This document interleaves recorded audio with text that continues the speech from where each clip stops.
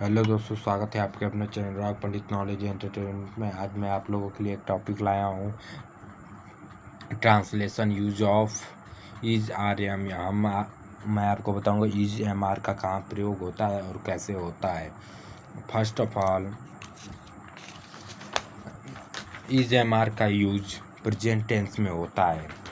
पहला हमारा है टॉपिक अफर्मेटिव सेंटेंस। आइए हम देखते हैं अफर्मेटिव सेंटेंस कैसे बनता है, उसमें कितने रूल होते हैं। अफर्मेटिव सेंटेंस में 3 रूल होते हैं। आइए हम पहले का देखते हैं। पहला रूल है हमारा ही सी इट और एक वचन कर्ता के साथ इज का प्रयोग होता है। जहाँ पे ही सी इट रहेगा और एक वचन कर्ता रहेगा वहाँ पे हम इज का प्रयोग करेंगे। जैसे हमारा एग्जाम्पल है, वह एक लड़का है, he is a boy. Example है, जैसे एक बार फिर से, वह एक लड़का है, तो इसका हम ट्रांसलेट करेंगे वह का ही और लड़का है का हमारा इज और एक का ए और बॉय लड़का का बॉय हो गया। अब एक उम्मीद करता हूँ पहला रूल आपको समझ में आया। आइए हम दूसरे रूल को देखते हैं। दूसरा रूल है हमारा आई। हाँ, आई के साथ एम का प्रयोग करते हैं। जैसे एग्जाम्पल, जहाँ पे आई हो वहाँ पे एम का प्रयोग करते हैं। जैसे एग्जाम्पल, मैं प्यासा हूँ, आई एम अ थर्स्टी। आपको समझा। तीसरा रूल है हमारा you they these those we और बहुवचन। यहाँ पे चेंज है, वहाँ उन दोनों में एक वचन था, यहाँ पे बहुवचन संज्ञा के साथ आर का प्रयोग करते हैं।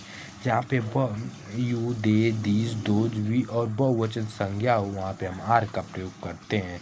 जैसे वे मित्र हैं, देखिए वह मित्र है या एक वचन है, वे मित्र हैं या हमारा दो वचन हो गया, इसलिए यहाँ पे दे आर हम आर का प्रयोग करेंगे, दे आर फ्रेंड्स। और यहाँ पे कुछ जैसे ट्रांसलेशन लिखा गया है, ट्रांसलेट इनटू इंग्लिश, जैसे कुछ है आप देख सकते हैं और बना भी सकते हैं। पहले आप लिख लीजिए, उसके बाद बनाए, नहीं आ रहा है तो आप यहाँ पे देख सकते हैं। आइए हमारा दूसरा टॉपिक निगेटिव सेंटेंस देखते हैं।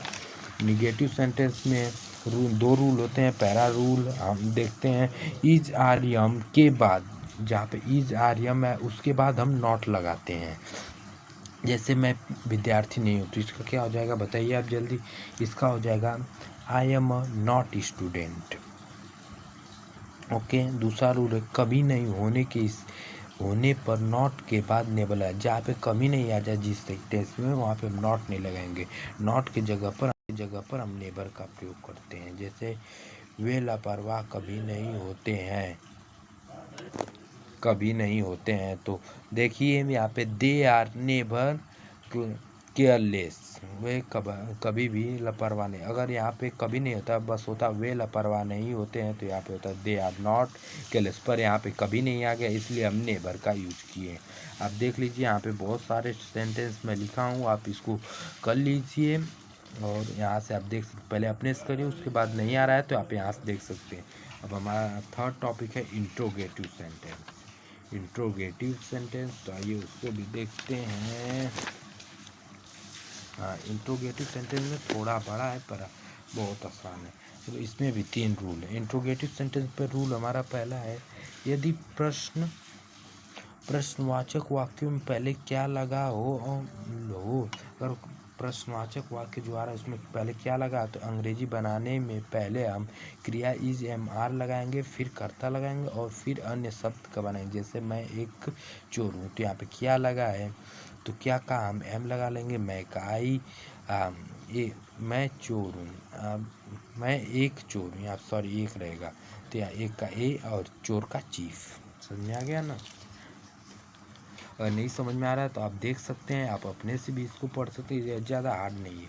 रूल 2, यदि वाक्य में कोई प्रश्नवाचक शब्द कब, कहाँ और क्यों, कौन आदि बीच में, अगर किसी प्रश्नवाचक शब्द में कब, कहाँ, क्यों, कौन आदि बीच में आ जाता है, तो अंग्रेजी बनाने में पहले प्रश्नवाचक शब्द फिर क्रिया जिसमें इज एम आर फिर कर्ता और फिर अन्य शब्द लगाते हैं। जैसे तुम्हारे पिता कहाँ है, यहाँ पे देखिए कहाँ बीच में आ गया, तो तुम्हारे पिता, तो हम तुम्हारे पिता को लास्ट में रखेंगे और कहाँ को पहले लिखेंगे, तो वेयर इज योर फादर। समझ में आ गया होगा। रूल था, अंग्रेजी बनाने में पहले शब्द कितना, कितने, और किसका किसकी के साथ उनके संबंधित संज्ञा भी आती हैं। फिर क्रियाकर्ता और अन्य शब्द आते हैं। जैसे अंग्रेजी बनाने में कितना, जैसे वो छोड़ी, कितना, कितनी, कितने, किसका किसके आ जाए के साथ उसके संबंधित संज्ञा भी आती हैं। फिर उसके बाद हम फिर क्रिया और कर्ता अन्य शब्द आते हैं। यह कितना दूध है, आप इसका होते हैं। और देखिए यहाँ पे हो जाएगा how much milk in this. यहाँ पे आपको प्रॉब्लम हुई तो थर्ड वाले में होगी और किसी में नहीं हो सकती है। आइए हम कुछ इसका देख लेते हैं तब आपको समझ में। जैसे क्या हुआ एक संतरा है, इज इट ऑरेंज। यहाँ पे आप देख सकते हैं बहुत सारे ट्रांसलेशन हैं। आप इसको कर सकते हैं अपने से भी या इसमें से देखकर भी कर सकते हैं, आपको बहुत सारे मिल जा रहे हैं। अगर वीडियो पसंद आए तो लाइक सब्सक्राइब शेयर ज़रूर करें।